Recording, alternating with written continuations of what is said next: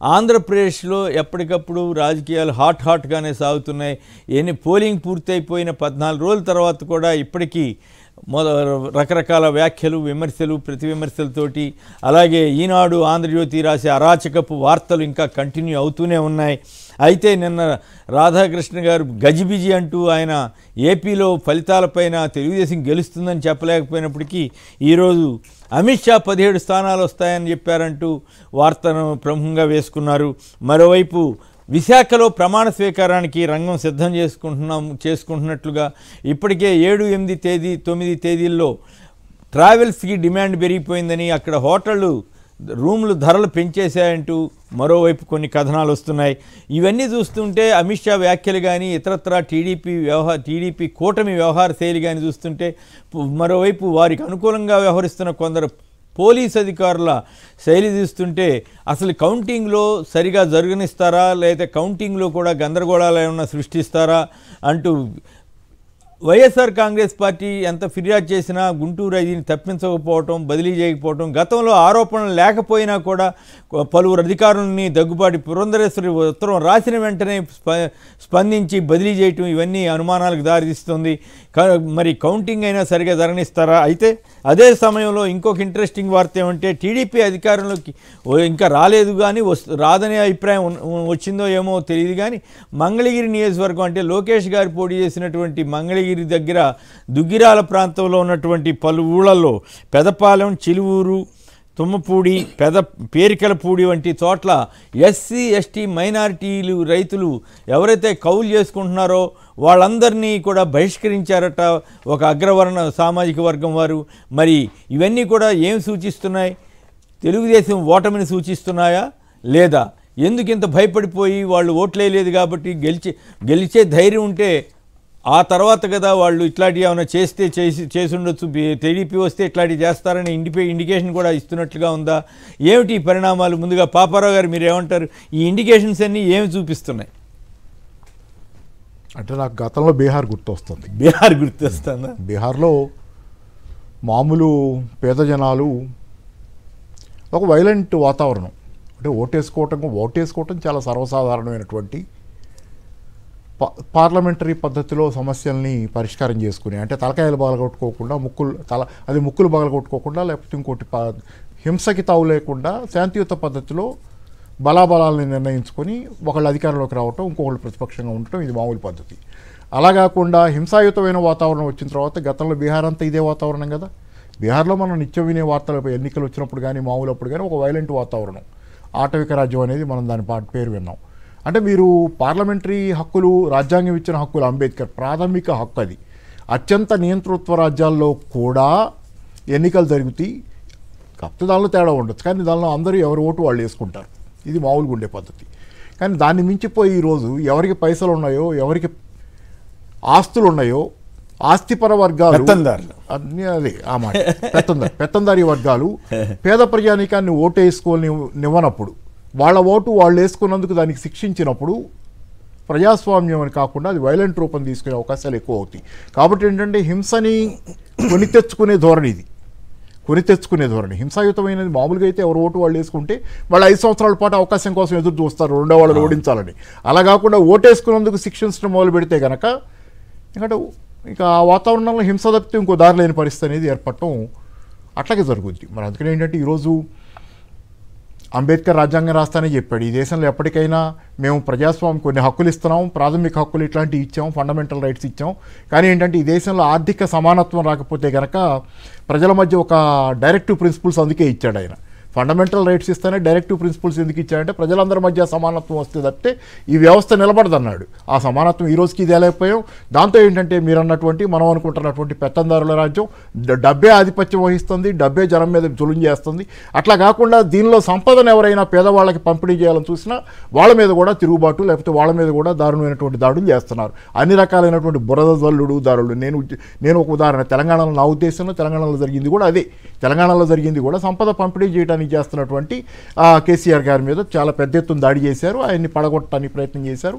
కొన్ని లోపాలు ఆయనలో కూడా ఉండొచ్చు, కానీ ఆయన పడగొట్టి విజయవంతంగా ఈరోజు వచ్చిన పరిస్థితులు తెలంగాణ ప్రజలందరూ గమనిస్తున్నారు. అంటే అదే ప్రయత్నం అక్కడ కూడా జరుగుతుందనేది నేను అనుకుంటున్నాను. తెలంగాణ అంటే గుర్తుకొచ్చింది. ఇందాక నేను ఆంధ్రప్రదేశ్ చూస్తే ఇక్కడ అభివృద్ధి ఆదాయం కోసం భూములు అమ్మటానికి ఇప్పుడు కాంగ్రెస్ ప్రభుత్వం అదే కాంగ్రెస్ అక్కడ తాకట్టు పెడితే కూడా బండబూతు విశాఖపట్నంలో తాకట్టు పెట్టిన దాన్ని తాకట్టు పెట్టినా అంటే ఇంత దౌర్భాగ్య పరిస్థితిగా వీళ్ళు తాకట్టు పెట్టేదాన్ని జ్యోతి రాయటం ఇవన్నీ కూడా తాకట్టు పెట్టే దానిలో ఉన్న ఇంకో ప్లస్ ఏంటంటే దానిలో అవినీతికి తావులేదు. అమ్మేస్తే తెగనమ్మి మీరు కొట్టేసే వాళ్ళు ఉంటారు. ఇప్పుడు తెగనమ్మి కమిషన్లు కొట్టచ్చు అమ్మేస్తే, తాకట్టు పెట్టే దానిలో కమిషన్లు రావు మీకు, అందుకే కమిషన్లు కొట్టే అవకాశం నీచంగా మారాయంటానికి. ఇక్కడ కూడా ఎట్లా చేస్తావు వేలం ఎట్లా వేస్తావు భూములు అమ్మేసి ఆ ప్రభుత్వ ఆస్తులు అమ్మేస్తావు అని రాయాలి కదా. అదే కదా అక్కడ వచ్చేసరికి మాత్రం తాకట్టు పెడితే కూడా తప్పు అన్నట్టుగా దుర్మార్గంగా రాశారు. అదే కాదు ఇక్కడ అక్కడ 2 చోట్ల అప్పుల పాలు చేశారు రాష్ట్రాన్ని. అక్కడ శ్రీలంక వద్దన్నారు, ఇక్కడ ఇంకోటి అన్నారు చెప్పారు. కానీ ఈ సంవత్సరం వచ్చినటువంటి రేవంత్ రెడ్డి గారి ప్రభుత్వం ఇక్కడ 59,000 కోట్ల రూపాయలు బడ్జెట్లో అప్పు పెట్టింది.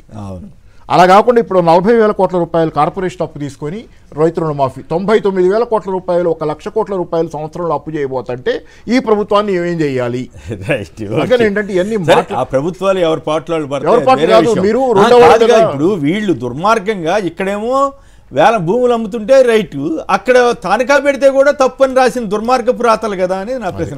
రైట్, ఇంతకీ విశాఖపట్నంలో ప్రమాణ స్వీకారానికి వైసీపీ ఏర్పాట్లు చేసుకుంటుంది, గెలుపు సాధ్యం అంటుంది, మాదే అంటున్నారు.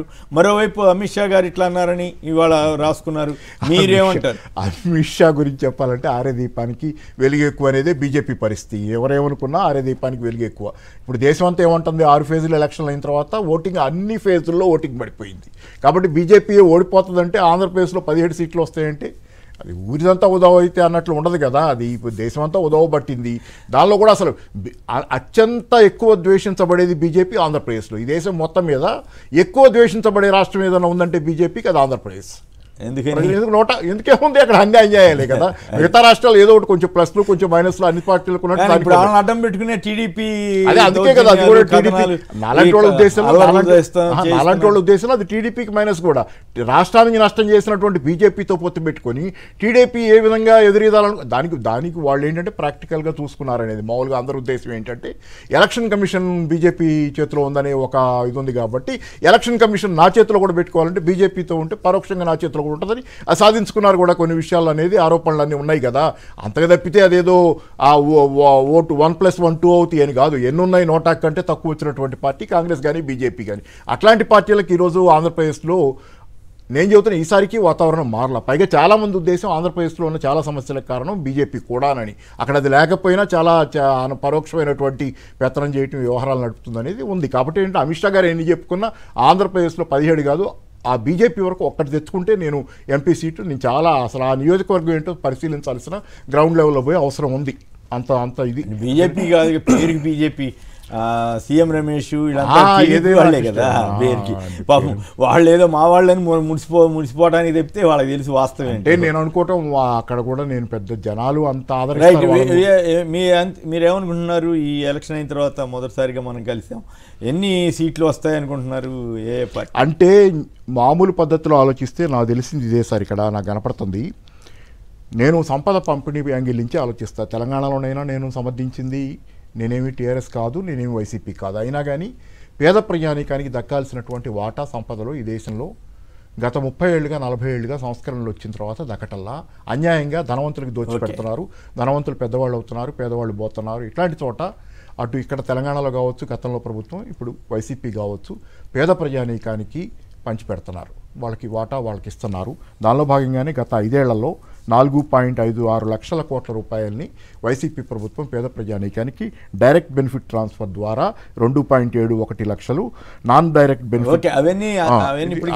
నేను ఆ యాంగిల్ నుంచి నేను చెప్పేది ఒకటి, ఇది కనుక జనాల్లో అంటే ఇక ఆ ప్రచారం తాలూకు అటు అంటే రకరకాలైనటువంటి తెలంగాణలో కూడా చేశారు కదా ఆ ప్రజాస్వామికి రకరకాల దాని చుట్టూ బోదర అన్నీ అల్లి చేసిన దాని మీద ఆ ట్రాప్లో జనాలు పడకపోతే వైసీపీయే ఖచ్చితంగా అధికారంలోకి వస్తుంది. ఆ ట్రాప్లో జనాలు పడితే ఖచ్చితంగా ఏంటంటే అది ట్రాపే. ఎందుకంటే మామూలు పద్ధతిలో పేద ప్రజానికి మీరు అక్కడ అయిన తర్వాత స్టడీ చేసినట్లే పరిస్థితి అంతా ఇక్కడ కన్ఫ్యూజింగ్ జనరల్ అసెస్మెంట్ చేస్తున్నారు అంతే. జనరల్ అసెస్మెంట్ ఎందుకంటే ట్రాప్లో పడరని నా నమ్మకం. ట్రాప్లో పడరని నా నమ్మకం. ఎవరి ప్రయోజనాలు వాళ్ళకి తెలుసు. నేను పత్రికలో చదివింది కూడా ఒకటి ఏంటంటే, కొంత నిరుద్యోగులకి సంబంధించి కొంత అసంతృప్తి అన్ని చోట్ల ఉంది దేశం అంతా. అది ఎవరి తప్పు కాదు ప్రత్యేకంగా. కానీ ఏంటంటే పేద ప్రజానీకంలో అత్యధిక భాగం ఈరోజు మాకు భవిష్యత్తు ఉండాలంటే వైసీపీ ఉండాలనేది మాత్రం. ఎందుకంటే నిన్న కూడా ఒక మెడికల్ షాప్లో నేను పోతే అక్కడ ఏదో వాళ్ళతో రాజకీయాలు మాట్లాడుతుంటే ఆ మెడికల్ షాప్లో ఉన్న వాళ్ళతో వచ్చిన కుర్రాడు మందులు తీసుకోవడానికి వచ్చిన కుర్రాడు నాతో మాట్లాడి ఏపీలో ఏమవుద్దండి అన్నాడు. నాకు గుర్తుపెట్టాడు కానీ లేకపోతే ఏదైనా కానీ అడిగితే ఏమో నాకు అర్థం కావట్లేదు అన్నా. ఎందుకులే అని అతను అన్నాడు, జగన్ వస్తేనే బాగుంటుందండి అన్నాడు. ఎందుకంటే పేదవాళ్ళకి అనుకూలంగా ఉంటాడనే మాట నిన్నటికి మధ్యాహ్నం 4 గంటలకు. అందుకని ఏంటంటే ఓవరాల్ పేద ప్రజానీకంలో చైతన్యం ఉంది. కాకపోతే ఏంటంటే పేద ప్రజానీకం తరఫున ఉండాల్సిన ఒక కమ్యూనిస్ట్ పార్టీ కూడా, ఒక కమ్యూనిస్ట్ పార్టీ మాత్రం నేను అనగలను, రెండోదాన్ని నేను చెప్పలేను. కానీ ఉండకుండా అది చేసినటువంటి నేను స్వయంగా అది ఫీలింగ్ బ్యాడ్ అవసరం లేదు. కానీ